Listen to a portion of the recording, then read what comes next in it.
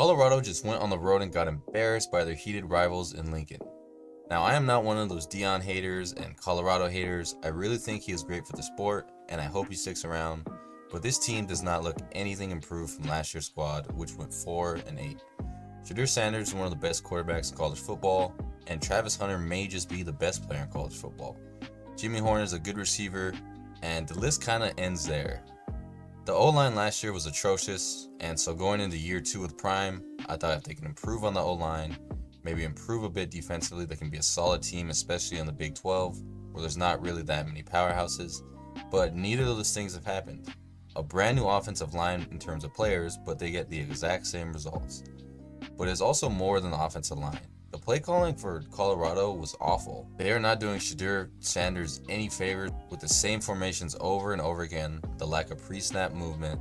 If you look at this offense and you compare it to the elite ones like USC, Ohio State, or Texas, you will see a big difference in pre-snap movement.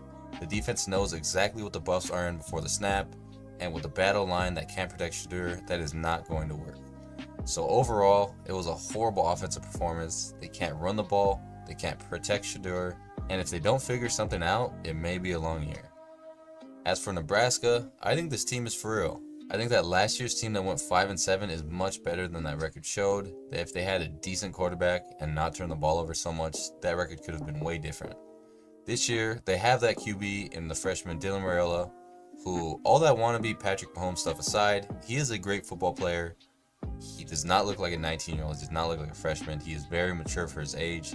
He makes the correct reads, he takes care of the football, and has led this Nebraska offense to 2-0 so far.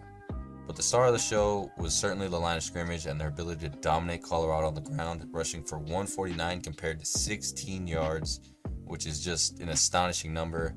But this is going to be Nebraska's recipe to success: win the line of scrimmage, play good defense, and now it seems like they have that QB to lead them. Overall, I'm very impressed with this Nebraska team. They had a great performance at home, and when Nebraska is back, it's just great for the sport.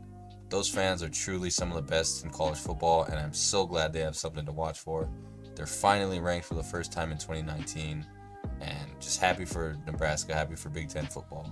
Now, where do these two teams go from here? Starting off with Colorado, it's been a rough start to the season. They look almost identical to last year's team, which, by the way, went 4-8. But more importantly, they seem very disoriented. Prime is upset, Shedeur is upset, Travis is upset. It's like there's a gray cloud over the program right now. Nothing really positive coming out of it. As for their schedule, it really isn't very tough, but through the lens of a team that just went 4-8 and hasn't improved, it is a lot different. Now, what I think their goal should be for the rest of the season is to make a bowl game.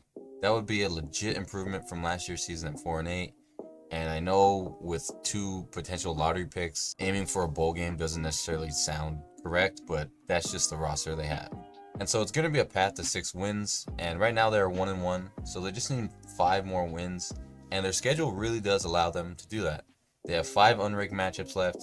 You got to win all 5 of those games. If you can beat those 5 opponents, you go 6-6. Maybe you can take a game from one of these ranked teams, because the Big 12 teams haven't looked dominant.